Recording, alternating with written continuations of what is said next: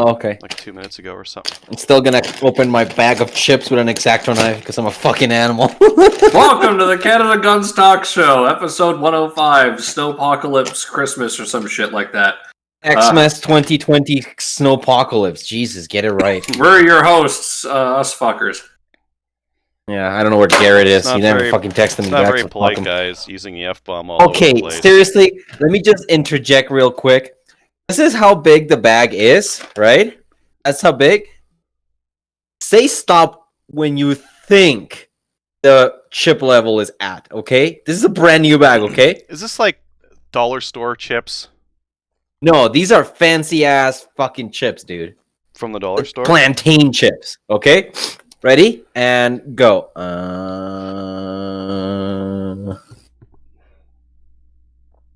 Keep going. Keep going. Right there. Yep. Right there. Look at this. Oof. Look at this. It's a brand new bag. What is this shit?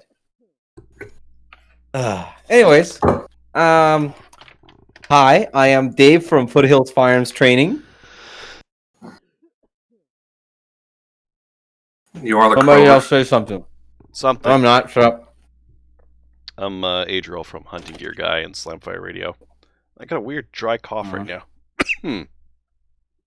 Weird. The Rona. I'm crazy. You all, I'm not beer? from anything. At the beer, like Papa Heron, Paul Heron says, got the beer situation. I don't understand this reference. It's too old. Doesn't check What out. the fuck are you talking about? Paul Heron, like the guy on YouTube, like the shooter guy. Oh, that Paul. Heron? Is that how you say his name? I think so. Hmm. I'm gonna No, double isn't it check like something. Harnell or Harrell or something? Nah, I feel like an idiot. Let me check. Yeah, I Oh, was no. Paul Harrell or something like that, wasn't it? Is it Harold? Am I That dude is my, who, is like, my, fo- He's very detailed, but I don't have the is my patience. foreignness picking out a couple of notches? No. Yeah, Paul Harrell. I'm an idiot. Paul Harrell. Papa Harrell. Anyways, that's crazy. That's Adriel. And that's Foothills Firearms Training at the bottom. Have you guys done anything gun related? Because I did. I mean, I have guns here. Barely. Early? Go for it. Do your thing first. Do my thing. Oh my Yeah. god, I don't get to You go never, first you ever. Never start. You should start today. I never started, yeah. I went and I shot this guy with the fake can. I wanted to see if it changed the point of impact by adding a gigantic, heavy piece of metal that is completely unnecessary in a 22. But it's got a linear comp, so technically it should be quieter. And if I remember my Battlefield 4 stats, it cuts down on muzzle sway or recoil. That's important. Yeah. Something. Also, I was checking what the point of impact is at 100 yards with a 100 meters with a 25 meter zero. Guess how much of a difference is aiming at 25 meters and where it hits at 100 meters? 8 inches low. Oh, fuck you. You knew this already. I do a little bit of long range 22 shooting. Yeah, unfortunately, Adriel is bang on standard velocity out of an 16.5-inch barrel with this rifle. At a 25-yard zero, it drops in 8 inches at 100. It's still printed really well. I mean, this rifle still shoots like a son of a bitch. I did try some maple seating. That's why I put the sling on. I finally figured out how to freaking do quick adjustments with this stupid thing. Adriel. Mm-hmm. It's set the loop down here like you always told us. And then what you do is up here with this little clip-a-doodle here, you just start reefing on it and taking up slack. Mm-hmm. Just like eat all the slack, eat it, and look at that. Look at that quick adjustment. Look at that smaller sling now. Oh yeah. So much smaller. Oh, you need a little bit more room? Let's give it some more room. There you go. There you go. Now you have a little more room. Now you can do some fancy ass trick shots. Put it in and do the karate chop. Any of this sounding familiar, Adriel? A little bit. Some of the ways we talk about using your rifle. Oh, wait a minute. What am I doing? I'm stupid. I haven't undone the swivel from the back of the rifle. Yeah. And then you tighten the loop. Get as tight as possible in the upper forearm. Isn't that right, Adriel? Well, yeah, it's tight enough to where you can't really feel anything. Except for your hate. Oh, yeah. And the karate chop. Here comes the karate chop. Oh, yeah. Oh, yeah. Wow. So fast. But yeah, that was I did that. I actually I gotta say, I checked the hunting zero on my hunting rifle with my hunting ammo for the first time at the range it was actually supposed to be sighted in. Because I didn't have a chance to get out to the long range before hunting season. So I went online and I checked what is a 200-yard zero at 25 meters. And I found out with the ammunition that I had and the height overboard that I have with the rifle, it was something like half an inch high at 25 meters. And yep, I was ringing steel at 200 with the hunting ammo that I had. So I would have, in fact, been able to shoot the deer had I been able to actually bring the rifle up and look at him. Nice. Yeah.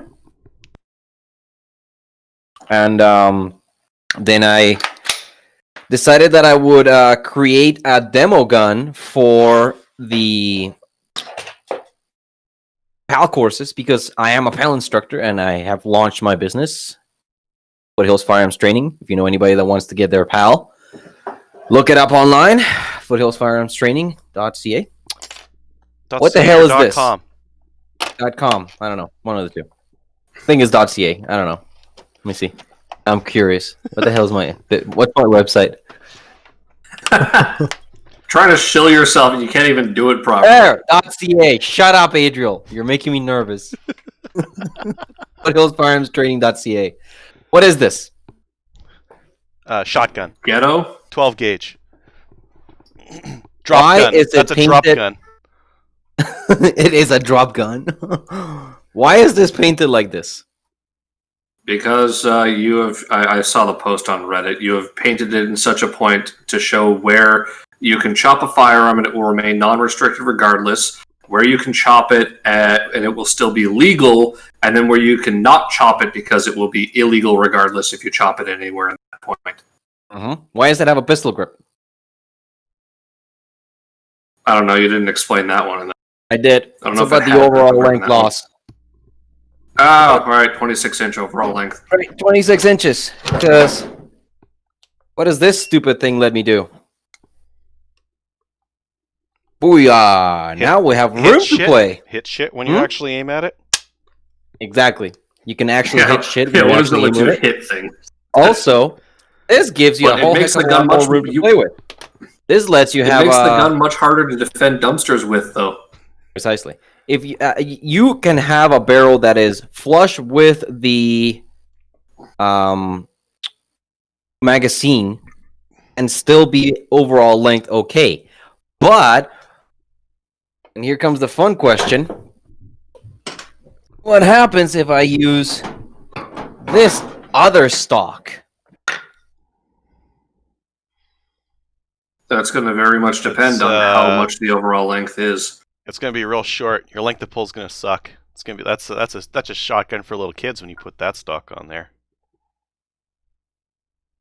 This is a nice, clean-looking cut-down stock. You know what this means?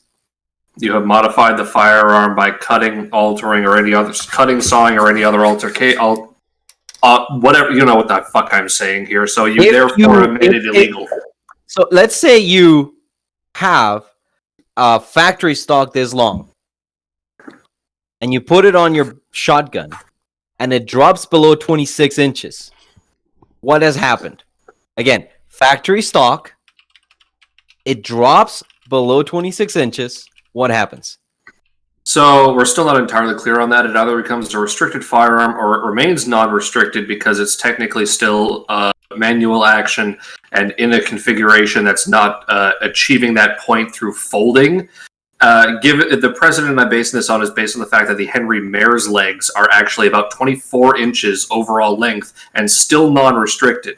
However, that's why I said there's a potential the RCMP could just say, no, you've made a restricted firearm and register it as such. Badass, dude. Nice restricted firearm. Love it. That's what restricted is what I was gonna say. For the sake of simplicity, you put on a factory stock that drops your shotgun's overall length, annual operation shotgun, below 26 inches. You've in restricted territory. What happens if I add this cut down stock to the shotgun and it brings it below 26 inches? Well, then the RCMP show up and shoot your dog. Bam. No dog? Kid. Watch out. Yeah. Time to get a dog. Or a cat. No Cat's dog, acceptable. no kid. If you got two cats, better. No. Yeah. They'll leave you alone. After that, they've satiated their bloodlust on 2 cats. Yeah, so yeah. We're on Facebook, right? Yeah. Oh, well. I gotta find that. They were saying you need business cards, and I said that you're gonna have a 5-minute unskippable ad for your gun training coming up.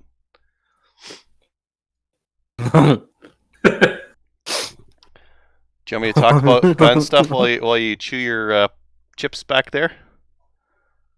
Hell yeah, do it. All right, I'll talk about some gun stuff. Black Friday came, so I got some guns. Some of them I needed. Some actually no, I can't say that. I needed none of them. This is a Maverick 88. It's a cheap pump action shotgun. Works pretty good. I also have a Mossberg 510. It doesn't work so good. It's the same action. Ooh. Yeah, this one's fine. My Mossberg 510, pretty rough, pretty disgusting. This one runs great. No complaints about it whatsoever. Highly recommend. What else I get for Black Friday? I got one of these. Savage Axis. This one's in 6.5 meme more because I like it for deer hunting. It's nice and lightweight. Did you get that one for $300, or was it only the 223s that were for $300? Let me tell you, this was $3.99, and there was a $100 gift card rebate thing you could get on top of it. So this is a $299 Savage Axis one. You did. See, I looked at that. When I went to look at it, the only ones that were left were in 223, and I don't want another 223 bolt gun. If there had been a 308, I probably would have bought it. You should have jumped in on that one night that they had them because this is a killer deal. Now the factory Savage Axis 1 trigger is awful. They're about 5 pounds. Now you could do your own trigger job. You could like cut that little springy down, or like M Carbo's got a spring kit and it's $20 or something like that. Bullseye North is carrying them. That's where I picked this stuff up, and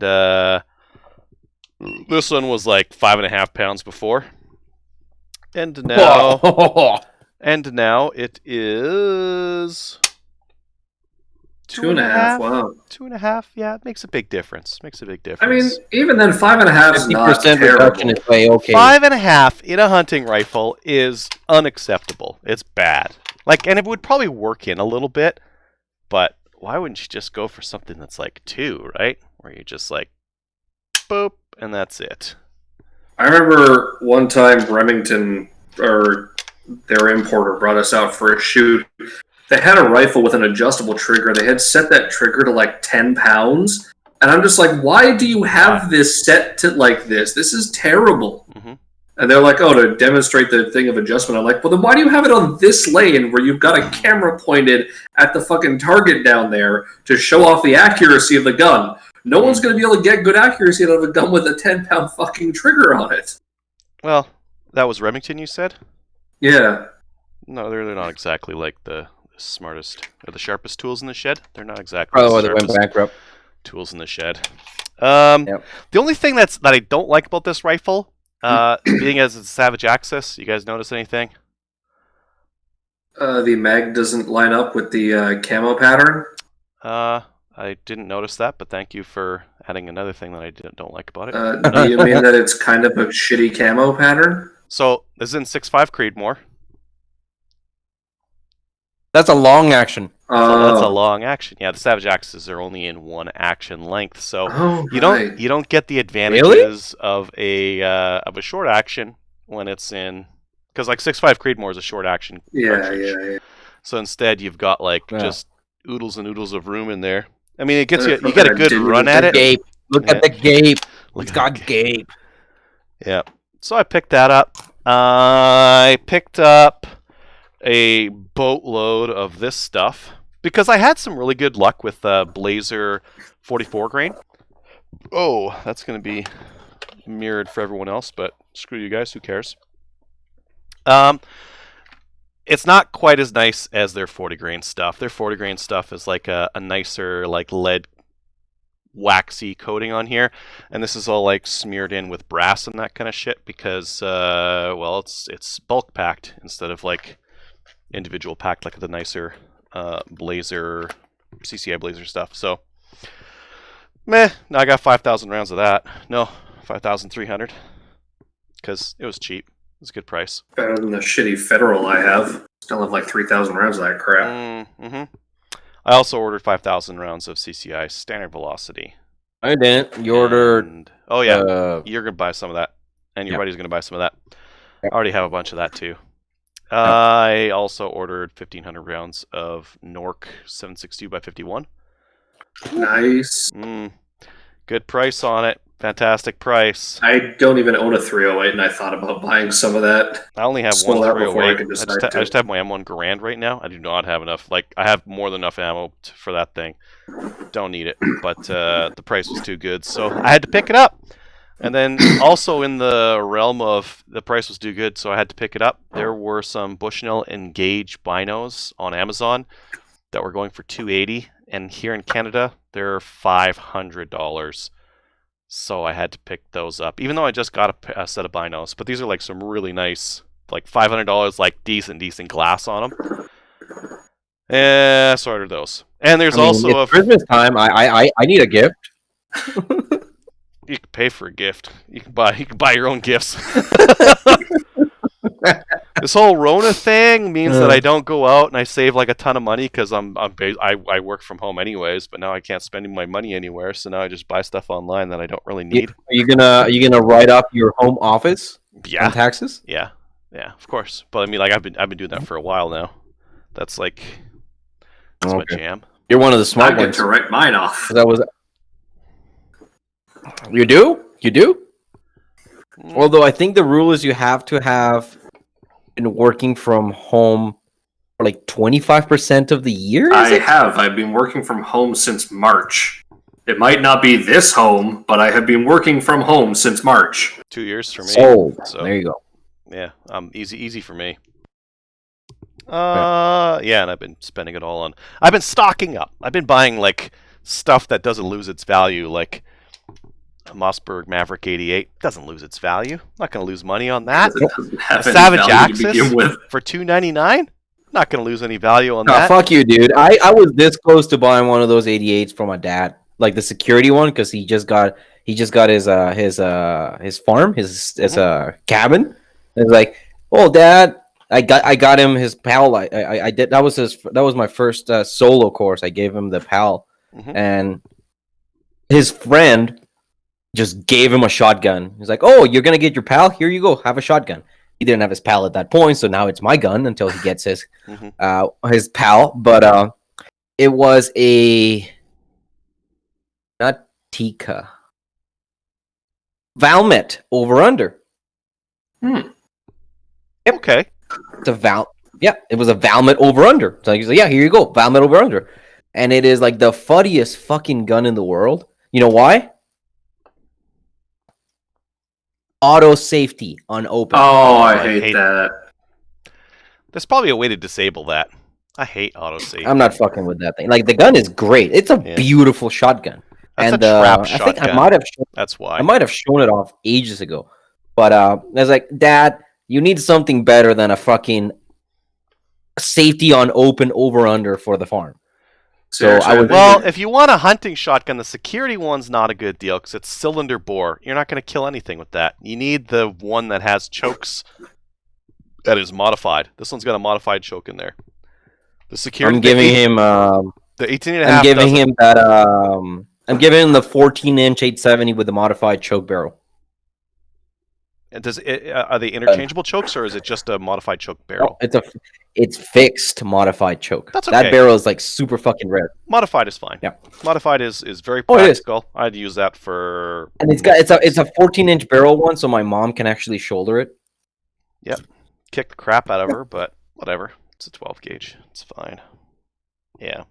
They got 5 shots of bruising. That's it. So you're just showing 2. your sling and like how to adjust it, but like you ever see like how easy one of these things? You just like pull this and then like. Listen, motherfucker, fuck off. Fuck off with your awesome USGI sling. That is awesome. Okay. No, this is mine. I made this thing. It's like. I was gonna say that looks like a ratchet strap. Yeah, it's ratchet strap material. No, this is actually polypropylene. You'd never want to use this for a ratchet strap. It only holds 600 pounds. You could only pull on this for 600 pounds off your rifle before the material will break. Oh no. Yeah, but how will the Hulk ever take maple seed? You could build one of these for $5. Hardware in. Hardware, strap, all of it. $5. But is there a guide on YouTube, or are you being entrepreneurial? I made a tutorial on the YouTubes. This is something I do. I don't know if you know me, but I do a tutorial or two in my time. As you told me a long time ago, thank you for adding to the collective wisdom of humanity. There we go. Now everyone knows how to make slings, so they don't have to bug me about them. So everyone's like, can I buy one of those? I'm like, man, this thing's like a piece of crap. Go get one of the 1.25-inch cotton like USGI ones off eBay or something like that. I got some from like Greece, like some old World War II ones. They probably sat in like a shed for like 50 years. and then some Greek guy's like, whoa, slings! Like, I'm gonna sell these on eBay.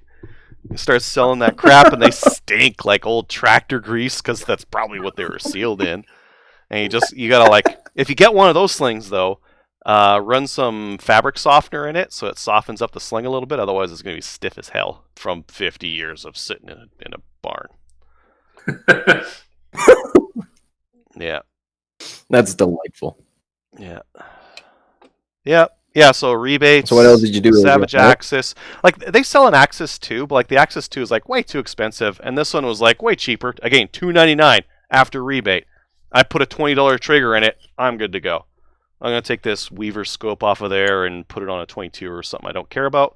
So they've changed it to Weaver. It used to be cheap-ass Bushnell on them when I was selling them. Yeah, this is a better scope. Like, if I had, like, a real cheap, like, 18-year-old cousin or something like that, and they're like, what should I get for a first hunting rifle? I've got $400. I'd be like, just get one of these and get some ammo.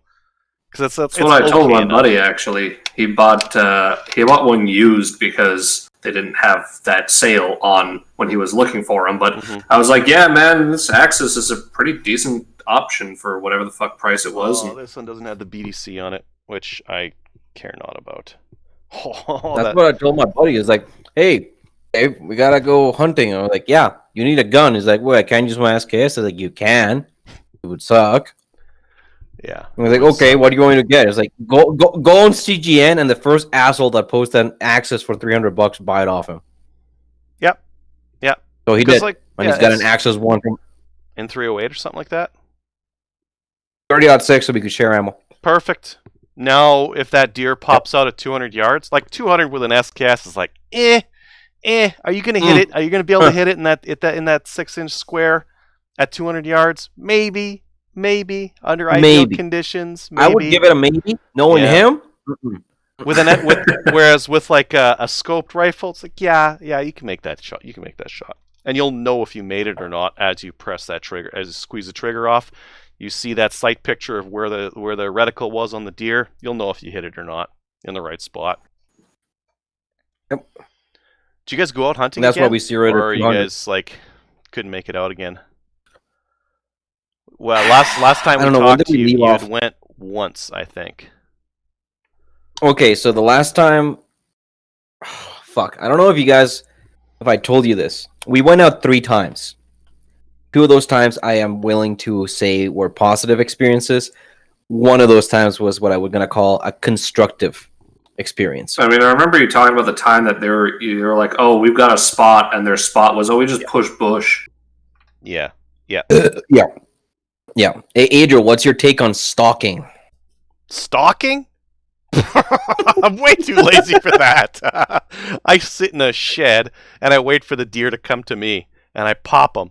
I have pushed bush, and that works if you know that there's deer in the bush.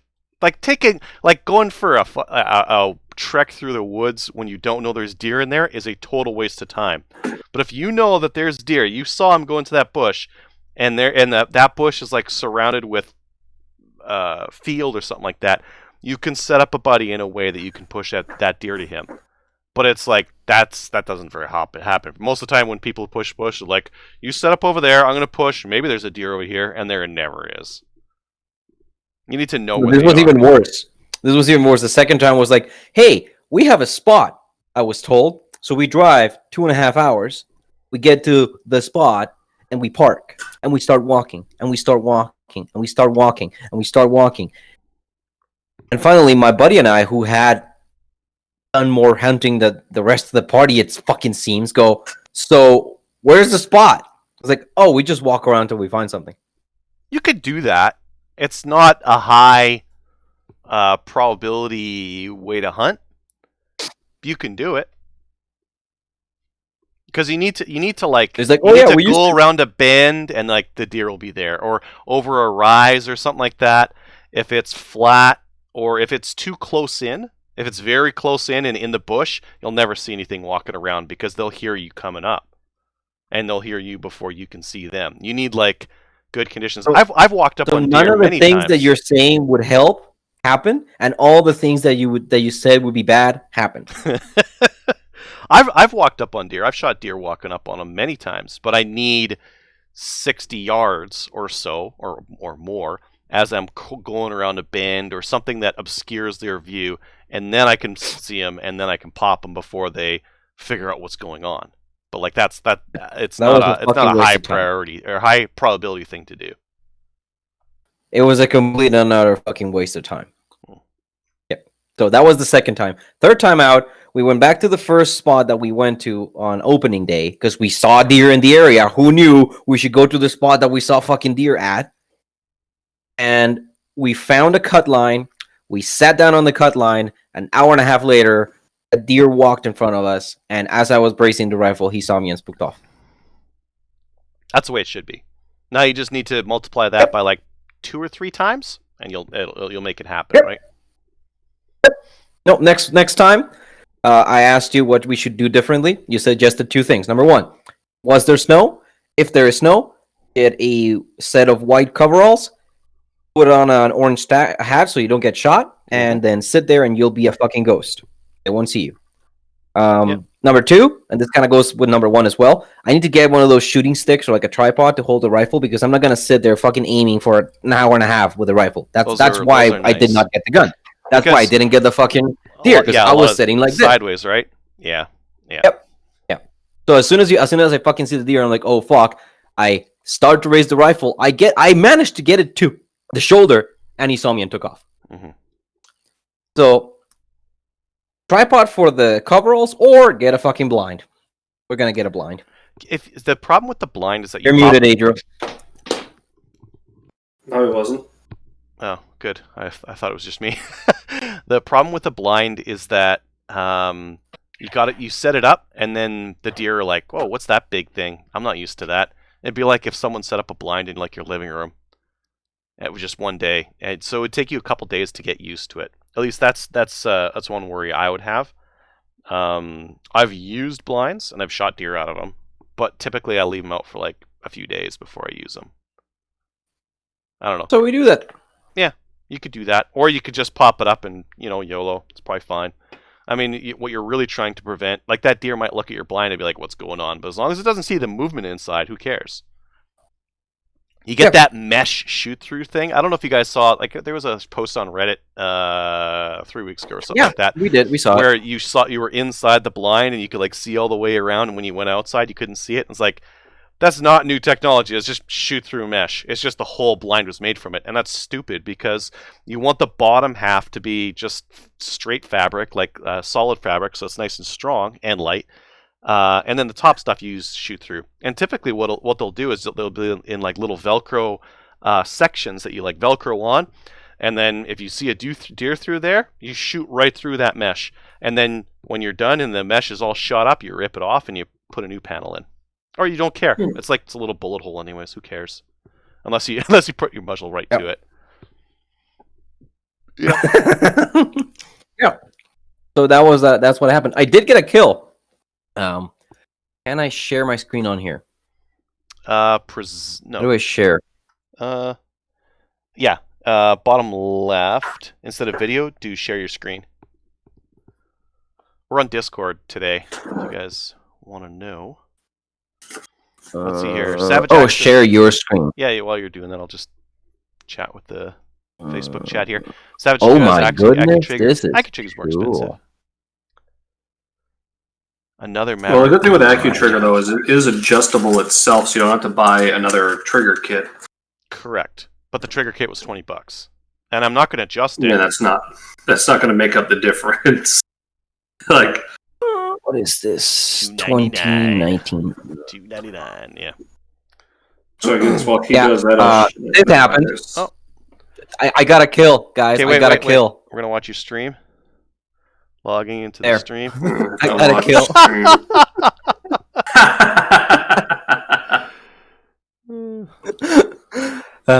That's the only thing I killed this hunting season. It was a fucking mouse. Did you stalk it? I did. We did. The little fucker, we saw him, like, we moved into this home a couple of years ago, and we haven't had this issue before. I dealt with mice a long time ago in a condo that we used to live with my parents. Mm-hmm. But that little asshole, we saw him in the kitchen one night when we came downstairs in the morning to feed the baby. And we're like, fuck. So we go in full-on hunter mode. We set up traps. We catch nothing for like a whole week. Finally, Friday night, we're sitting on the couch in the living room, and I catch out of the corner of my eye movement. Little fucker is coming from the kitchen towards the living room. I'm like, what the fuck? Goes underneath the couch. Fucker's been living in the couch. Ooh. Think about like having naps on those couch. How many times was that mouse just like napping on your rubbed his balls all over the fucking place? I know. How much mouse shit is inside your couch? Yeah, luckily it's a sectional, so it was only one section of the couch that it was under. There was a tear in the fabric. You know how like couches have like the fabric in the underneath? There was a tear there. Fucker has been living in there for a while. We think it came in through one of the deck doors because I could not find a hole around the bottom of the house. Yeah, there's mice in every building, every old building. There's always mice. You catch them. So I tear everything apart. I rip off the thing. I vacuum out all the shit. And we're like, where the fuck is this asshole? Well, actually, no. We tear off the fabric and we start looking around. We don't see the fucking mouse. My wife blocks off the hallway with a box. And she says, let me grab the glue traps from the kitchen. And she puts them along the wall in the living room. And so we're standing there. It's like 9:30 at night. We're about to give up. And the asshole runs out of the couch that I was looking in. And towards the corner of the bed of the room. I'm like, what the fuck? I was looking. He must have been like fucking holding onto the wall of the couch or something, just fucking completely still. And we start moving boxes around. Asshole runs out from underneath the boxes over the fucking glue trap. Caught the fucker. Nice. My only kill this year. I stomped on it. Have you done anything gun-related crazy? Did you take the blood and like do the Simba thing across your forehead? Like, I got one. No, I did it for my son's forehead. Get him started early. So about the only gun-related thing I've actually bothered to do was this. I was trying to think of what do I get myself for Christmas, and I've only I haven't bought any guns for myself this year. Me and a couple buddies pulled together and bought another buddy of ours an SKS, which I still need to buy myself one of those because I don't have one. But I was like, you know what? This 22, is $170 at Tenda right now. And you said on your review that it was decently accurate. Oh, yeah. You had some complaints about the bolt and all that, which, whatever. You get your hand up in there and it doesn't seem like it's going to be too much of a problem. And it has iron sights, and I don't do enough iron sight shooting. And so that is actually good. And it has sling swivel mounts, which my 597 does not. So I bought this, I bought 2 spare mags, and I bought an assortment of not garbage Federal 22. So I am going to go and take this thing out sometime during our upcoming lockdown in Ontario, because gun ranges are still allowed to be open. So because I'm not allowed to go anywhere within the city, including to see my friends, I am instead going to travel through 5 different regions to get to my gun club. I'm doing the same thing. We're in lockdown here in Alberta. I've been going to the range every weekend. There's nothing else to do. Can't go to my friend's place or anything. Basically it, yep. No 10-round mags in that. It seems like a decent enough gun. There's some trigger mods you can do to that thing to make it scary light. That'll be interesting. And you could... Do you have, like, bedding compound? No. You can bed them as well. And there are... I'm trying to think of the other mods. I mean, you can scope them. They're kind of a pain in the ass to scope because they've just got that dovetail mount on them. Yeah, that's what I figured, though. A lot of 22s just had that. Like, my Remington's just gets mounted to the dovetail. But other than that, I mean, like, the barrel on it is fairly good. And the action is super tight lockup on it. It uses, like, if you look at that action and you look at an Anschutz 54 action, it's like, that's like the special cousin Dave, who's not so good with metal. Like, he made it, but he made it in the image of the 54. Who the fuck are you calling Dave? Eric, so I know you mentioned that in your review of this thing from last year. It's like, yeah, it's kind of based on an Anschutz action. Seems like it'll be decent enough in terms of accuracy. Oh yeah, yeah. And then you can change the trigger spring out for. I think I used one from the dollar store, a hair clip spring.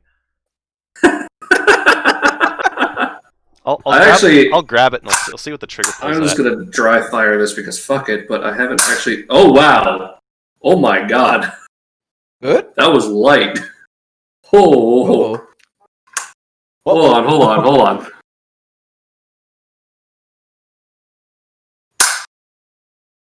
That's got, like, no travel, and that is so light. Yo. That is not bad. 170 bones, eh? Yeah, honestly. Interesting. So I actually just tried the trigger for the first time on this. It's actually just not bad, even from the get-go here. You're muted. Yeah, that properly this time too, right? Yeah, it's a crisp single stage trigger. That's the nice thing on it. Here, just a second. I'm gonna put myself up there. All right, we're zeroed out. Let's see what this thing pulls at. Pound and a half. Oh. Pound and a half. It's fairly. And that's with the hair clip spring in it. Yep. Works great. Pound and 5 ounces. 169. How many rounds in mag? 10. Ooh, you can take it out to Maple Seed. That's kind of why I figured 10-round mags. I haven't tried putting ammo in them yet, but I don't suspect it'll be too much of an issue. Not like my 597, where it's a 10-round magazine, but I think one of mine fits 10 now, and the other still only fits 9. Except for the 25-rounders that I've got. 30-rounders, 25. Hey, are those mags modeled after another gun's mags? I used them to fit this gun, but they're not. That's the Norinco JW, whatever the fuck. This is the NS522. This one, like, I just had to open up the front part where it like latches in, because like mine has that latch as well, but it's got like a bigger, chunkier. Because this one was made in the 90s, right? This is new old stock. This was supposed to be in the States. Even this one was fucking 2018 was a manufacture date on this one. Oh, these are like 90s. Yeah, that one's definitely a lot older. I mean, Norinco's had... I'm sure if we ever... We're never going to, but if we ever legalize AKs, Norinco would probably be able to ship a whole bunch they've been sitting on for America since '89. Yeah, I bet you there's a market for those in Africa and whatever. I mean, you can buy them in a lot of Europe, actually. Czech Republic, Switzerland, Italy, France, I think, even. Basically almost everywhere in continental Europe. But yeah, I mean, about all I gotta do with this then is just lube it and then bring it to the range. And I mean, it's kind of going to be a bit of a waste putting good ammo through something with iron sights on it, but I'm curious to see what it'll do, and curious also to see what that good ammo is going to do through my Remington with a scope on it. If you do your job, you can get some stanking good groups with irons. Well, I mean, that's the thing, is I don't do enough practice with irons other than on my handguns. And I don't have, like, the only rifles I got with irons are all surplus, and so it's kind of, like with my Mauser, I thought I had it sighted in, then I changed the ammo, and now suddenly it's 6 inches low again. And with the Mosin and the SVT, it's like, alright, fucking whatever ammo I shoot's never going to be accurate enough. Yeah. I know my Mosin's got the accuracy potential, my mom's done a decent group with it, but I probably fucking can't. And then, like, so I want more practice with rifles with iron, and now I have this with this. So this gives me that chance to actually go and practice shooting a rifle with iron sights, because I get plenty of that on the handgun. That's not the same. Given how far out the rear sight is, you might want to try 6 o'clock hold at 25. So if you do like a black target, your sights are going to get obscured in it, so you might want to do so you hold below and aim for that. And then at 50, that should be, what, like 2 inches low if I held 0? It depends what size target you're shooting at and how far it is. It's all, like, 6 o'clock is only really good for fixed known distance shooting with irons. But it's neat, and but it's what like for the guys that I saw patch out with irons for Maple Seed, they typically ran a 6 o'clock hold, and they really knew where their rifle was shooting. Like it's extra challenging to qualify with irons and a bolt. Yeah, well, I mean, I was telling him about that cycle. Didn't somebody patch with a single shot? No, it was a Mark II. Mark II. No, 1 5-round magazine and a bolt-action rifle. Oh, which means that on the clock they were feeding rounds into their 5-rounder, popping it back in, and then continuing the course of fire. Okay, because he told me someone did it with a single shot when I was looking and I saw that $100 Cooey in Calgary. And he was like, oh yeah, some psycho patch with a single shot. I'm like, yeah, I'm not looking to do that until I do it with something easier, if I ever look to do something stupid like that. That would be extra challenging. I don't know. I don't think I could do a single shot. Single shot with iron. Very dip. Well, I mean, that doesn't affect you on stage 4. Doesn't matter for that one. It would definitely hurt your scores on the middle 2. On the top one, yeah, because you're gonna what you would like rack your bolt, grab a round out of your pocket, put it on the sled. You know, set up a cartridge thing all the way down the length of your rifle.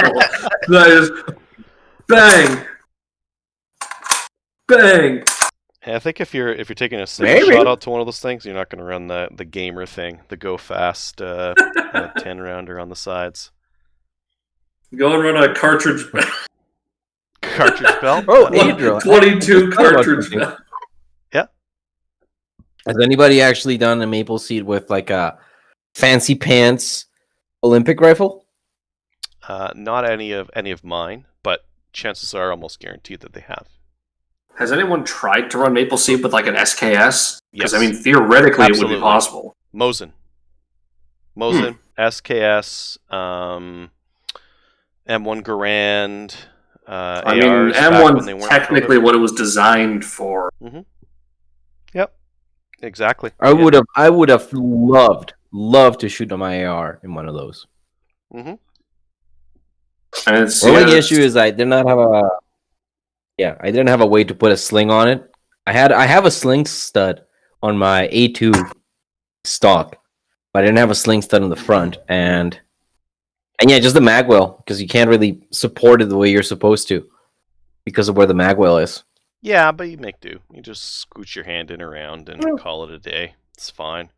I might try doing a target with my M1 because I should, right? Yeah, Mm-hmm. You really should. Yeah. Yeah, I mean that's what it was originally designed for, an Appleseed. Mm-hmm. They designed that around the M1 Garand. How does the big fucking holes affect scoring? I mean, for the big target, unlike the middle one, sure. If break the line, it counts. Your bullet breaks the line, it counts. So, yeah, 30 cal, bigger holes should make it a little bit easier. Interesting. Yeah. There you go. Sights are good on them. I should do that. I'm due to do like an instructor boot camp here in the spring. Maybe I'll crack out the M1 for that and attempt to qualify with it. And also bring a cheater gun so I can still qualify with something. I mean, you should bring your M1 Garand and then your fucking Grey Birch Solutions fucking LVR. Raise 22. Oh yeah, I took that out a couple of times. I'm getting sub half-inch groups at 50, like tight. Mm-mm. That's a gun that Tasty. the ammo makes a big difference on. You like if you use crappy ammo, it's like it's a half plus. Yeah, but if you use the Ely and the SK and like the fancy shit, it's like half-ish or under. And like on, I don't know, I got a target over here somewhere. And like one target, I'll have like, let's say out of like 5-6 groups, I'll have like 3 that are under half an inch. They look good. Nice and consistent. Nice. Yeah. Yeah, I debated also. Tenda had for Black Friday. They had a 1022 for $250. That was the deal. That was an. It was so cheap, and I just sat there and flip-flopped on it because I was trying to sell my old graphics card, and that's when I decided I had the money for this. And I was like, I got a semi, and it has no iron, but it's a really good rifle. And by the time I was like, I should probably get it, it was all gone. It's fine. Like if you've got a 5.97. The 5.97's got some pros, it's got some cons compared to the 1022. It's fine. That is very different than what you've got. Yeah, this is a different rifle. I like the bolt hold open on the 5.97, but now the Thompson Center rimfire, the TCR 22, TRS 22. Yeah, but if you want those ones are basically 1022s with a bolt hold open. Doesn't that cost $200 more than a 1022? No.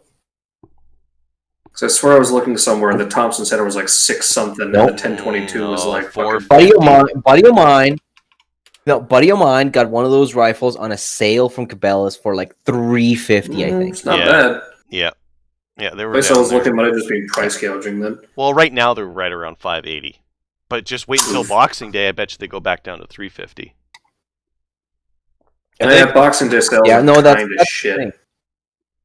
Yeah, the TCR. Yeah, no, that's one of the things. That's one of the things that I've noticed. A lot of people are talking about how Boxing Day is just kind of dead. Like it's all Black Friday now. Nobody's doing anything with Boxing Day. They just throw in like the same usual sales that you would have. Yeah, the same sales as they had in Black Friday. Yeah, America killed Boxing Day. I don't really mind though, because like now you get all your shopping done before Christmas, and then you don't have to. But rush. I mean, like the thing with Boxing Day is you're supposed to be the day to go buy the shit you didn't get for Christmas that you wanted. Is that what the fucking point was? I just buy what I want anyways, though. No, like Boxing Day started as some weird shit to do with the British, like, noble people and the peasantry, and I don't know, it morphed into go buy shit you didn't get for Christmas that you want. But like the origins are some weird British nobility thing. A peasant. Yep. It applies to me. I'm a peasant, 100%. Peasant. Anyways, we have questions. Fuck you! These are like $4 a bag. That's still bougie as fuck. I was eating 99-cent Cheetos. As God intended. Okay. Question from Beretta Errata. I have a TRS-25 on my MCR. Do I go with a 3x flip down or switch to a 1-4 low power optic? My range is a 50-door indoor range, so not far and no bright sunshine. I wear glasses and polarized prescription sunglasses for days. Let's get the 3x. For 50 yards? Oh, what are you trying to do with it? Are you trying to like print teeny tiny groups? Like scope will always help with that, or magnification will always help with that. I shoot my MCR out to 400 meters with a red dot because it's go fast for 3-gun, and our targets are big. So, and there's no bonus. How much is a 3x magnifier? How much is a 3x flip magnifier? 300, 400? How good a one do you want? Because like, I mean, he's got a Bushnell. He'd be looking for a Bushnell. Yeah, see, that's what I was thinking. 250, he's got an MCR, so he's got an MCR, so it's not a fucking GSG 16. And he's got a Bushnell TRS-25, which is not a bad optic, but it is the cheapest optic that is actually good. Yes. So it's kind of like a toss-up between low to mid-end. What's the low to mid-end 3x magnifier? $300? You get the one, whatever one from Bushnell. Let me see if I can find that. 200 probably. 200. 200. What's the introductory price for quality low power optics 1 to 4s? 200. 200. You don't need to spend a lot. Like the Strike Eagle 1 to 6s, there's a lot of guys selling them right now because they came out with a they have a 1 to 8 and they have a 1 to 10. So a lot of the 3-gun guys are moving to those rather than the 1 to 6. The 1 to 6's glass isn't the greatest.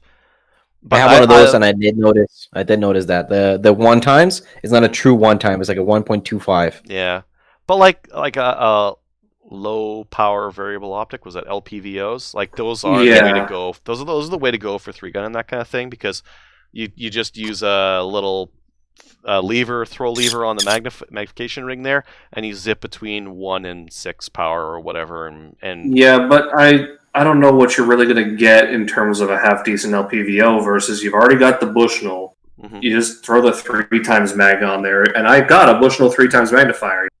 Pull back slightly and over, back slightly, and it's dead simple. I've taken mine on what I had on my AR. I hit steel, 6-inch steel at 200 yards, easy. The only thing that I would say is you probably do that with a red dot.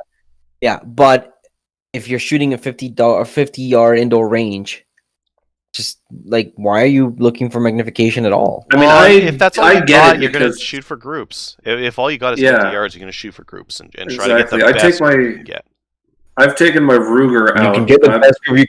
You know what? You know what the solution to this? Turn the brightness down on the dot.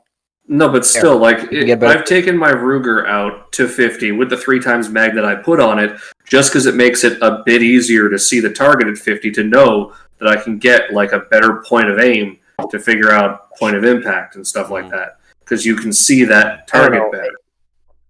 Yeah, I don't know if it's just me being snobby or anything, but like I do just as well with a magnified optic at 50 yards than I do with a red dot. It's like it's 50 yards. I mean, unless you got bad eyes, you can't do quite the precision of an optic with a red dot. You're gonna lose. If I need to get really dialed down with a red dot, I turn the brightness down. Let that dot get as small as possible. Don't get so washed out. If it's a 2 to 3 MOA dot at 50 yards, who cares? If it's on a semi-auto, who the fuck cares? What's the practical accuracy on a semi-auto? Next time we go to the range, you take a red dot rifle, I'll take a scope one, and we'll shoot them at 50 yards, and we'll see who gets a better group. You're gonna get the better group with the magnified optic, but what I'm saying is, if you have a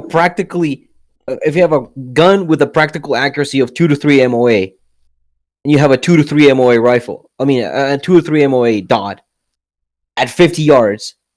I think the MCR is not a 2 to 3. The MCR is like 1 to 2, depending on your ammo, right? If you're going to run like commercial stuff, I bet you could get an inch or below with commercial ammo. With Blaster, American Eagle, 1.5, 2, somewhere in there. So the thing too with this guy's record, what his thing is if he was asking from the get-go, do I get a red dot and magnifier, or do I get the 1 to 4 LPVO? I would say get the 1 to 4 LPVO. Mm-hmm. But since he's already got the red dot, that's where I'm saying if you want the magnification, just get the magnifier. Get the one from Bushnell because it's going to line up with your TRS 25. Mm-hmm. I just checked; it was $230 on Amazon. I don't like that price. The cheaper one that I saw was $214 from Tenda, but you're not going to find a cheaper one for the 3x mags because it's not all in the optic. It's also partially just the cost of the spring mechanism to get it flip out of the way. Yeah, the solidness of it and whatnot. Yeah. Yep.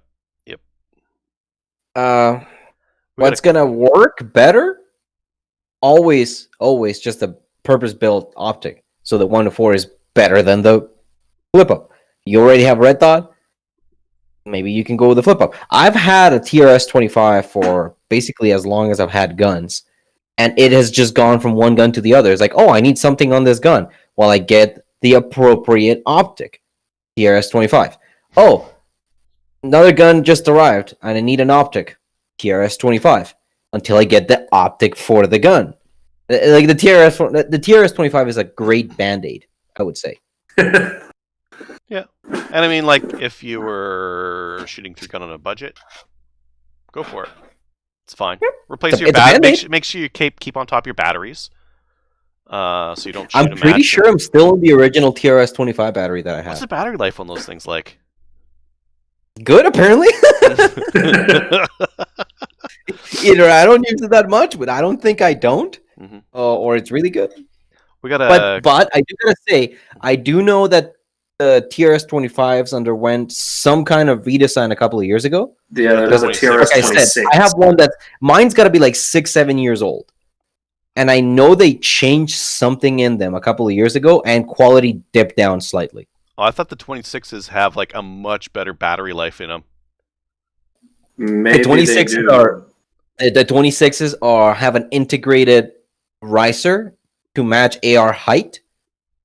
The TRS 25 is just a low-profile red dot that you need to get. So I thought that they just changed the 25 to be the 26 now. I might be wrong. I don't know what it is now, though. Well, anyways, we don't know what we're talking about.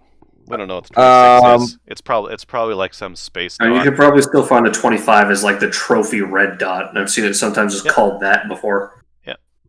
Okay. So we got long story short, you have a magnifier.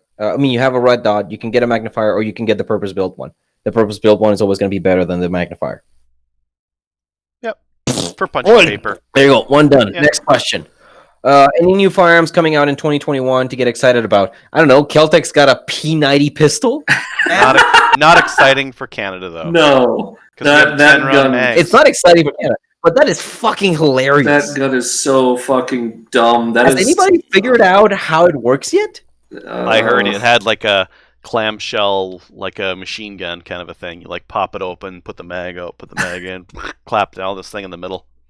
Oh my god, Kel-Tec, please stop. Someone needs to go and cut off their cocaine supply. No, I love it. Love it. They're so creative. Like who else would design something like that? No one. No, but I feel like they're probably just looking at all the somebody's gonna answer fucking this. sci-fi Is guns from based video out of games. Florida? Are they? I don't think so. Serbu was based out of Florida.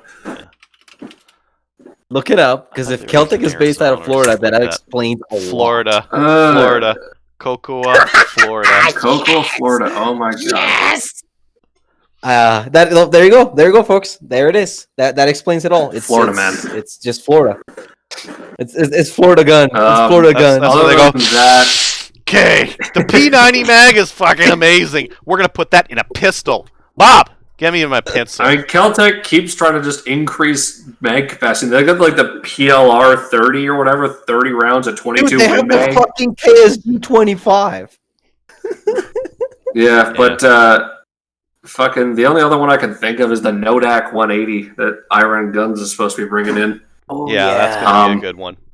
In terms of new guns, that's about it. If that's, it's not going to happen, but if that Set Me Model A gets approved by next year, which it won't. It won't. That's an interesting one to think about. There's some BCLs bringing out a bolt action that No, looks that's not technical. No, it's not. No, No, it's no, not we don't talk about BCL. No, we don't talk. I don't know. We don't talk about Rage Quit. At this point, I'm just trying to. Rage At this point, I'm just trying to think about what's coming out because, like, I know the CZ Spectre. Bren 2, the Bren 2 MS. Oh yeah, yeah. If they get them in Canada, they're right around 2K. The Bren 2 MS is a proper semi-auto modern sporting rifle that you can shoot 3-gun and that kind of thing with, and it won't be a piece of crap because it's CZ. That's one of the ones I'm looking forward to. Going there. Other than that, no, the Bren 2 MS is 223. I thought they had the one in 308 as well. There, maybe they do as well. Because that's the one I'd be interested in. Is it Stanek Max? Yeah. Oh, yeah, that's hot. The MS the MS version is a pistol version, but they came in as restricted, which means, what if we get a long barrel and a stock, and it's not a pistol? It's non-restricted, right? So that's a possibility. What about maybe Renegade? In the big boy Renegade is what I'm after. The Maple Ridge Armory. Oh, they're coming out with the 308 one. Yeah, I mean that's the natural progression, right? And I've got I had a kit for a 6.5 LPC that I want to put in the LPC just does 223 size. It doesn't do the big boy one. I need 6.5 308 size action, right? Yeah, because there's Spectres, whatever, but they're both technically out already. So, the 223 is, yeah. I mean, I guess this is not 2021, but like, WSMCR has a 7.62x39 version. Yeah, they do. Yeah. Yep, that's neat. I didn't know that. I mean, I know about them because I see them on the EE now. It's neat. And, like people are trying to flip them. But the problem is, like 7.62x39. Are you going to shoot corrosive ammo in your $1,000, $1,300 gun? No. So now you're shooting non-corrosive. You might as well just be shooting 223 because now you're shooting a non-corrosive. Either you're shooting something that's inaccurate and crappy, or you're shooting something that costs just as much, if not more, than 223. I happen to know many people who own SKSs to go, wait, you have to clean them after they shoot corrosive. So there's people out there that are gonna get that MCR in 7.62 and just go, fuck it, I have 1,400 rounds of corrosive shit here. I'm just gonna shoot whatever the fuck I want. I've seen people talking about some PSA 9mm or something that's supposed to be coming out, but everyone's saying it's either like when you look at it, it's either going to be an AR variant or an AK variant, depending on which one it was. There's another one they're trying to do that's like an MP5 variant, and everyone keeps talking about, well, HK came out with this MP5 pistol, and I'm like, think about what you just said, and then look at our laws again, and realize why that's never coming into this country. Yeah. But then if we also want to get optimistic, there will be an injunction against the Ordering Council in January, and we can go and buy all of those things again. Hey, did you guys hear another person died from an AR-15? What? No. In Calgary. Some guy who had 2 weapons prohibitions on him. He thought the gun was empty, and he jokingly pulled the trigger against his buddy and shot him dead. Oh, wow. That was in Calgary. Huh. That was recently. I did not hear about that, but then again, we just kill all the articles that are gun-related in the sub, because this is not a gun crime sub. Yeah. You guys kill all the politics ones, too. Yep. Well, no, the politics is for the weekly politics thread. There you go. I hate going in that thread, though. There's all we hate too. We hate those threads so much. We just put them all in one place, and then we nuke half the comments. Nazis, you're a Nazi, Crover. Oh yeah, like Hitler mod all the way. Yep, some Germans made their way down into South America. Oh yeah, you can clearly tell my Aryan ancestry. You see this gap right here in my mustache? That's the opposite. That's the opposite DNA you got going on there. Yeah. I don't know if there's much else that I'm excited for rifles. No, are there any pistols that are coming out next year? I don't know. Other than that silly Kel-Tec. Dude, we can get an excellent representation of what our tastes are like by the guns that we brought up during this. I like the mean Kel-Tec shit. You like Adriel likes the CZ Brent shit, and then what the hell was it you just talked about? I can't even remember. I listed off like several things just from my memory. The Nodak 180 was one. Nodak, the Nodak, the AR 180, not AR 180. No, yes, definitely it is an AR 180. Yeah, that's more of like a BRN 180, which should be good. But then there's also it's so good. If they come through with what they promised, easy. I'll buy one of those easy. Yeah. I think in terms of pistols, like one of the most recent, it's not this year or even last year, but the CZ P10F is got me really interested. That's one where I'm like, I kind of want just like a what's the F? Full size. So there's a P10C and a P10F. The F is like the grip is full size. Like you grab onto that thing and you've got like meat left over on the bottom, which is nice because it like my buddy of mine's got one of those. Yeah. They've got a really decent trigger. They're inexpensive. They're like $450, $500, and I kind of want one just to have like a combat style pistol, right? Because all my pistols are like straight up competition, like gamer, go fast competition. They've got all the. You don't have a basic bitch Glock kicking around? Nope. I did. Well, I have many times in the past, but I keep selling them. I keep like having people be like, "I need to buy a Glock. Do you have one?" I'm like, not to dissuade your gun buying. But so if you keep getting rid of your basic bitch Glocks, what's the CZ going to do differently to keep you from selling it? Better trigger. The basic Glocks, like the trigger is like, it's not the best. And I am also fickle, and I like buying weird new stuff. And the CZ P10F is pretty new. So I might pick one of those up. Yeah. I've been waiting for Center of Universe Toronto to like ban handguns, so I can be like, sweet, you guys are all screwed. Sell me your handguns for cheap. But it's still not gonna happen. That's what you want to believe. I will be buying. I mean, I will take the rest of my goddamn savings account to go and prove that it's unconstitutional. Before the second that John Tory tries anything, you better have Ed. You better have Ed Burlaw on fucking speed dial as soon as they drop that. Yeah, that's exactly who I'm going to be calling, and he's going to be eager because he lives in. Take that paycheck and just go. What the fuck do you think he's not going to be affected by it too? He lives in the GTA. He's going to get every single municipality in the GTA is going to ban handguns. The second Trudeau gives them the ability. Which means that you have, I know like 4 lawyers who live in the GTA who own handguns who would themselves be affected by this. Like, so when you need to, it's going to be like that. You're gonna need to sell some stuff to make money to raise money for this. One of those, some of the stuff. Remember, don't buy his 686 because it's shitty. It's a shitty 686. Can you buy a P10F for me, crazy? Can you buy a P10F and just have it on hand? Maybe break it in a little bit. Just for when that comes down, so I could be like, shucks, 300. I mean, how about you buy it for me for when Edmonton bans them as well? Oh, I'll be hanging on to that for a long time.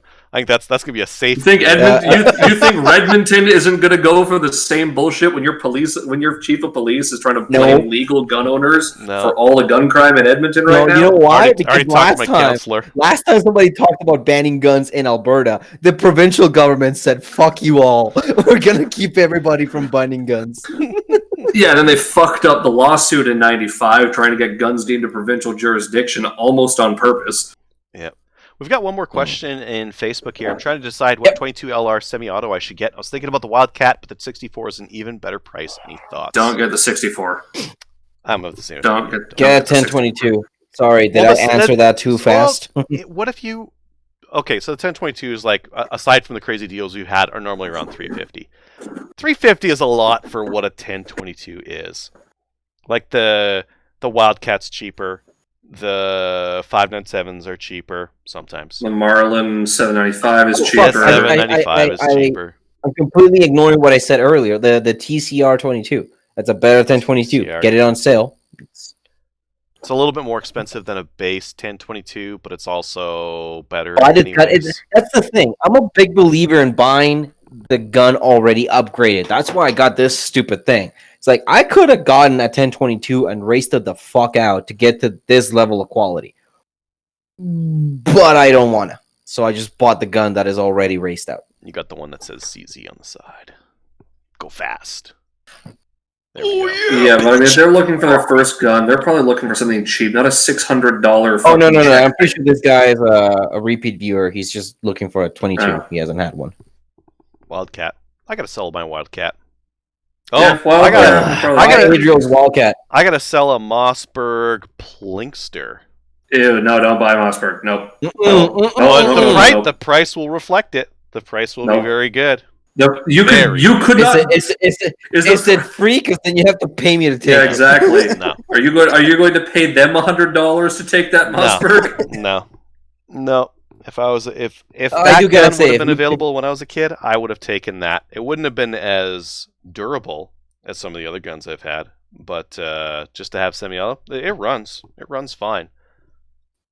The sights aren't durable. Like, I wouldn't want to ever bash those against a tree. I don't think they would survive. Garbage. Yeah. The one we used to have at the sale I worked at, the fucking iron on the back was flopping around everywhere.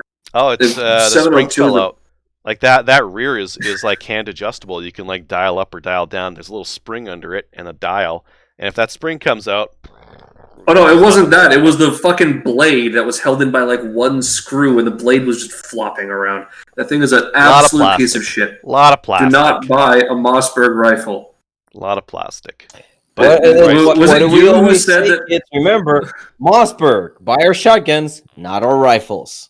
And wasn't it you, Adriel, who said your opinion? The opinion of Mossberg's rifles is they sometimes make okay shotguns. Yeah, they make all right shotguns. They're okay. They're very cheap, but they work. Yeah. And surprisingly, their quality can be higher than Remington's. That's not really surprising to me. Remington's toast. Not really. Oh, I guess that's new. Remington is RIP. Remington is RIP. Good. The right thing happened. They sold it to people who knew what they were doing.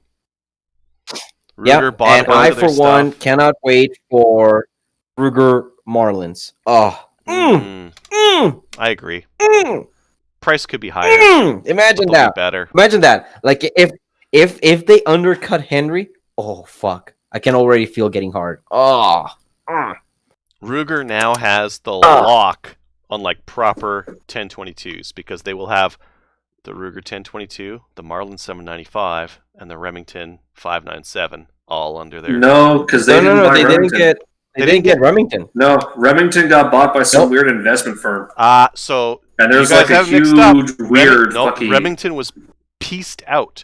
And different pieces went different places. Yes, but we're talking about the brand Remington. Who owns Remington guns? Who owns Remington guns? It was some weird investment firm that bought the Remington firearms name. But yeah, was that Marlin got sold to Ruger. Was that lever arms? Yeah, like, Ruger has Marlin. That's the one I know. Ruger has Marlin. Wait, no, don't they also have don't they have Bushmaster too? Who got Bushmaster? Yes. Did they buy Bushmaster? Because I think it was Marlin. It was Marlin, Bushmaster, and like something else. Bushmaster got sold to some other AR company. DPMS got sold to some other AR company. Sierra bought Barnes, which makes sense for them. Federal bought UMC. Yes. Vista bought. Hey, shut up. Let's see here. Ammo. Let's see here. Round Hill Group was the high buyer for Remington firearm assets, with the exception of Marlin, which went to Sturm, Ruger and Company.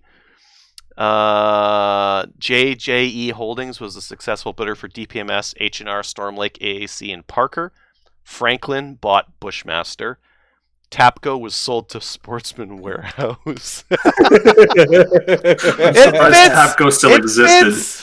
It does. It's what they carry. It's what they carry. Yeah. The sale will generate $155 million. That is not a lot of money. You guys think I thought like a firearms business would be worth more than $155 million. Remington has a shitload of debt. They are... and these buyers are probably taking on a lot of that debt. Yeah, what if they take the liability? It was a company with a lot of hands in a lot of different baskets. The liability for that lawsuit against plant in Illinois. Well, you think of they had a plant in Illinois. They had more than one plant. Yeah, there's lots of plants because the ammo, the firearms, the Marlin one got but that's the thing. Yeah, But I don't know if you guys watched But Military Arms channel. They just did a video last night about his worst handguns, and the top 3 were all Remington. Remington. Which is funny because like you think like I don't know where you guys were like was it the new new R51 and the RP9? The RP9, the R51, and they had some small like a mouse gun. Yeah, mouse gun that was also a piece of crap. But like the thing, like I don't know if you guys remember where you were like when the R51 thing was coming out. Oh yeah, but, like, I remember that. The magazines were like really sucking Remington off on that one, and they're like, it's amazing. It's like the accuracy is really good. They would talk about the features. No, it was hilarious. But they didn't talk about how bad it was. I think that was the one time I ever picked up a mag. Like I picked up a magazine and I read it. It's like they're sucking their dick really hard. The reviews started dropping. I saw a lot of dick sucking in the mags because they're like, oh, this is based on a fantastic old pistol Remington made in the 50s, and it was amazing back then, and Remington just has to do what they did back then, and it'll be an amazing pistol now, and they didn't, and they fucked it up so bad they had to recall every single one of the first batch. And nothing changed either. Like Mac mentioned on his channel, he was like, yeah, the first batch was all terrible. Everyone mailed them in. They had to wait like a year when they're like, what's going on? Are we getting a gun? Are we not getting a gun? They got their guns back, and they were all still dog shit. So they mailed them back. Extra mag. Yeah. Hey. So like, here is $20 that it cost us to give you a mag, but you can buy another one for $50. I wonder how much liability Remington still has for a bunch of that BS that whoever's the bidder has to assume. I'm the lawsuit against Bush. They've literally had a recall on Remington 700 triggers going back to like the 70s. Like they have not been able to put out a Remington 700 trigger that does not fucking fire when you take it off safe. Meanwhile, there is 10 dozen companies putting out their own fucking triggers that don't do that shit. It's like, how do you fuck up your own design so hard while literally everybody else in the market cannot fuck it up? Yeah.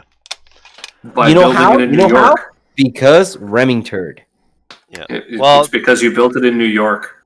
It's nice. Cuomo requires that they sabotage them. It's nice to hear that they're failing because for like Mac faces it on his videos where he's critical of the R51 and all the other Remington handguns. Fanboys are like, no, you're wrong. This gun's awesome. And like I face it on like my 770 videos where I'm like, this thing's a piece of crap. And people are like, no, this thing's amazing. Excellent rifle. The 770 was a piece of shit. Oh, the 783 was not bad. I've shot 3 deer every season with this rifle. The 770 is the best bolt action rifle you can get for the money. Did they have Marlin design it then, basically, or were they just ripping off an old Marlin design? 783. So when they bought Marlin had this bolt action called the X7, which was a Savage ripoff. It used the floating bolt head, the barrel nut. Like none of this stuff was stuff that Remington did before. And so they bought Marlin. Marlin had this X7, which was a good rifle. It was a good alternative. They also had a adjustable trigger on there. So then Remington retooled it, called it the 783, but it's a Marlin X7 that they Remingtonified. They fucked it up for like a year. For a year or so, like quality on them was bad. Bolts and that kind of thing weren't that good. But the most recent ones have been. Yeah, I remember the initial recall that we got from them. We got like some of them in, and then immediately boxed them back up and shipped them out. We got them in again. Oh shit! Like, the gun. Hold up. Speaking about recalls, if you have a GSG 15 SD, you have an under overall length gun. Congratulations! You must contact Cabela's to get your guns back to Blue Line to have the proper barrel shroud installed on it to meet overall length requirements. SD. What's the SD? Yeah, it's the foldable stock fake suppressor one. Or get a different stock and screw it in. I don't know. I don't know how the GSG 15s work. Maybe there is. Maybe there isn't. Is this the 15 or the 16? 15. Oh, I see. The GSG 15 SD has a product recall because it does not meet overall length requirements to remain unrestricted. The RCMP has stated that it's okay with it, but you need to contact Blue Line Solutions Orioles. I don't know. It's probably Sometimes Or somewhere contact the wanna get hard. RCMP. The other option is contact the RCMP and register it as restricted. But why the hell would you want to do that? Yeah. Although, have you ever shot the 22 Scorpions? I have not. I've shot a 32 Scorpion. I have one. Yeah, they're fun as fuck. Like like a buddy of mine just texted me the other day. He's like, "Oh yeah, this store has the 22 Scorpions. If you feel like throwing away $800." I was like, I'm good. So I have the thought about it, but yeah, it's $800, and that's a lot for a 22. Too much. It's a lot for a ranged toy. Yeah. It's a ranged toy. Like there is very little practicality in that weapon. I bought the 32 because it's 32. That was and that's also the original caliber. The 22. Also, it shits brass like it fucking owes it money. Oh, that's why I stopped caring about reloading. It wrecks the rim on the brass. It shreds it. Is it a semi-raven? Yeah. It's 32 semi-raven? Yeah. Oh, that's the worst. So yeah, 180 is perfectly cheap enough to spend on a 22. 800 is a bit too much. Yeah. This kind of like I was gonna try and do a segue about this. Did you get all the guns you wanted in 2020? No. Hey, Drew. Yeah, I just buy whatever I want. So yeah. No. Well, that's nice. That's nice. Crazy. Because I've saved so much money. Like what have I spent in? I did Maple Seed this year. I like drove around for Maple Seed. That's about it. Everything else has been like I stay at home. I never go out to eat. I don't eat at restaurants or anything like that. What are my costs? My costs are like very minimal. So I've been able to put that money. Your costs are keep the fam fed. Check. I mean, with me, instead of buying guns, I bought a motorcycle, which I'm going to be selling next year and probably buying more guns. I'm probably going to be buying more guns next year when I sell the motorcycle or traveling.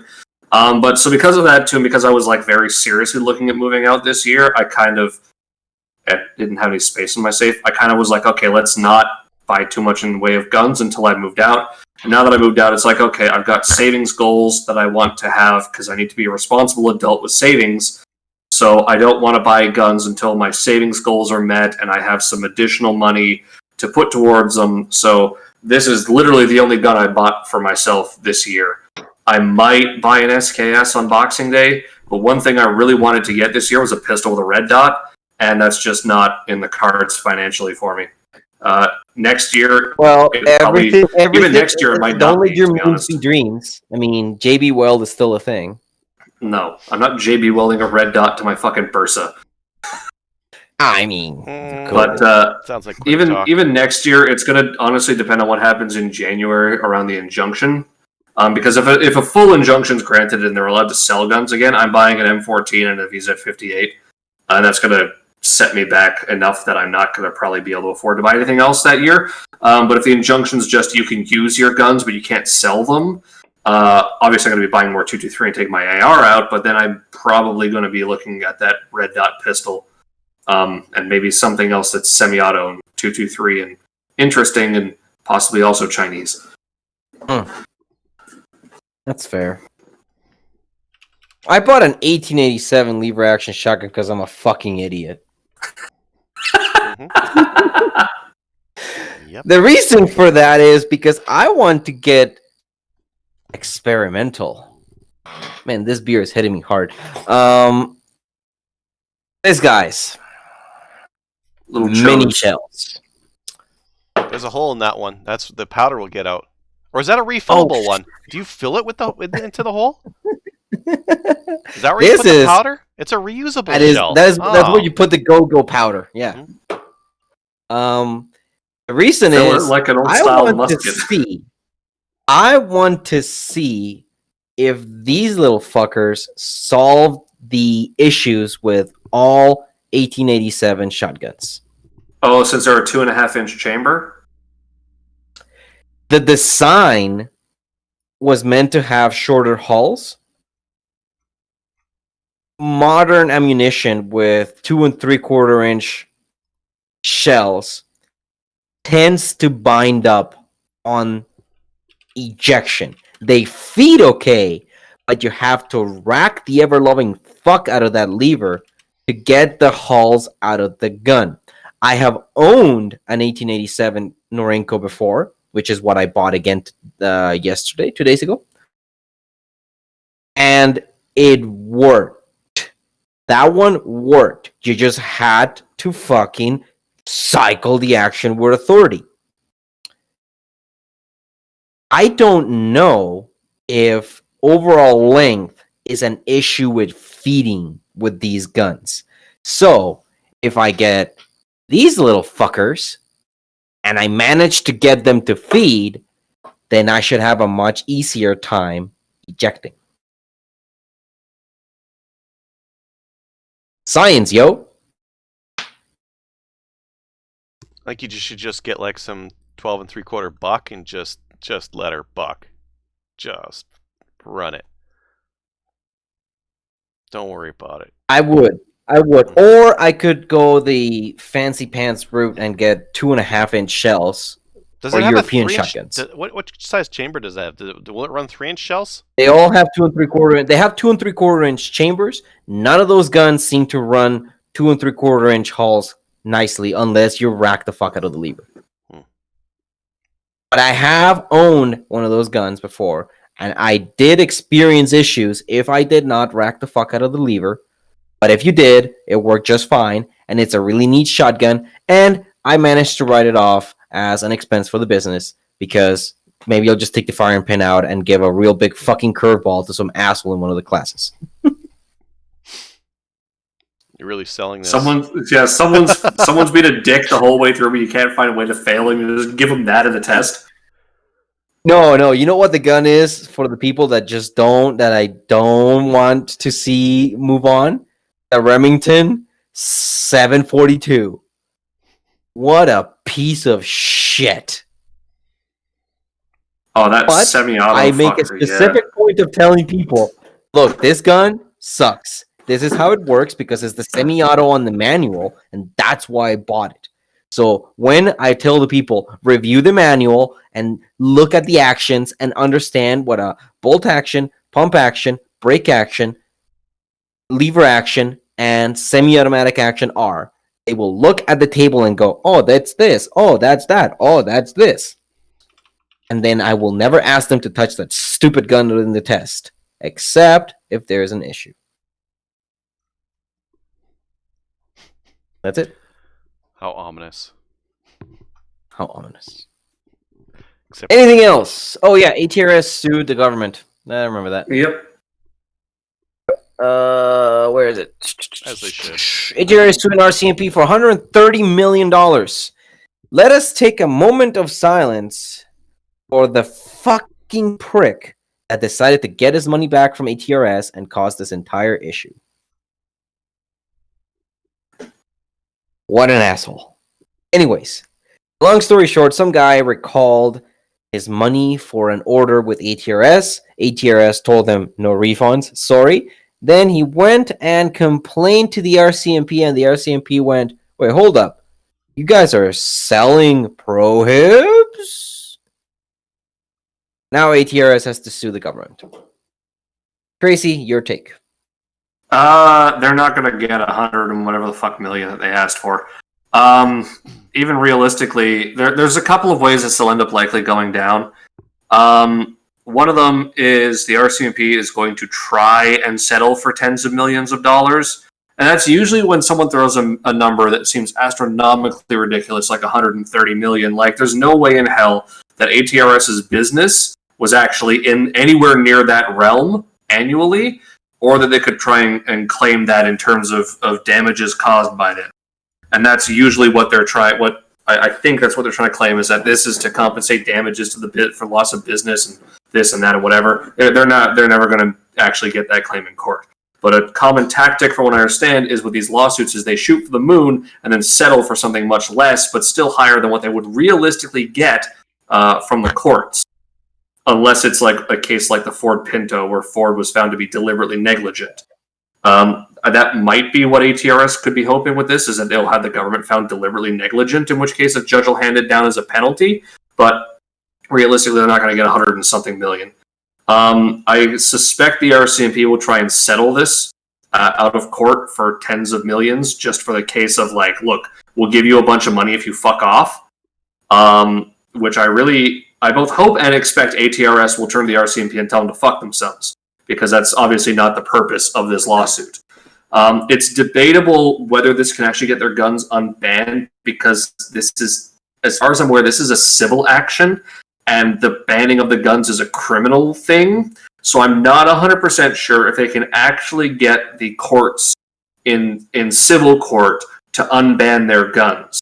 But they'll have a decent precedent set, at least I hope they'll have a certain bit of precedent set in the civil courts if they go to the point of getting a ruling and the court rules, yes, the RCMP are being assholes and deliberately fucking your business over. That can be something that can help, I expect, in the criminal courts with the arguments against prohibition overall. I'm not 100% though, because as far as I'm aware, civil courts tend to have a lower standard than criminal courts for convictions. So balance it might probabilities not. Versus beyond a reasonable doubt. Yeah, so that's the thing, is they might end up getting that in the civil court. They might be able to get their guns unbanned. They might not get their guns unbanned, but the judge will find that the RCMP, like, they might be able to say, well, I don't have the jurisdiction to do this, but yes, I agree, the RCMP are fucking you unjustly.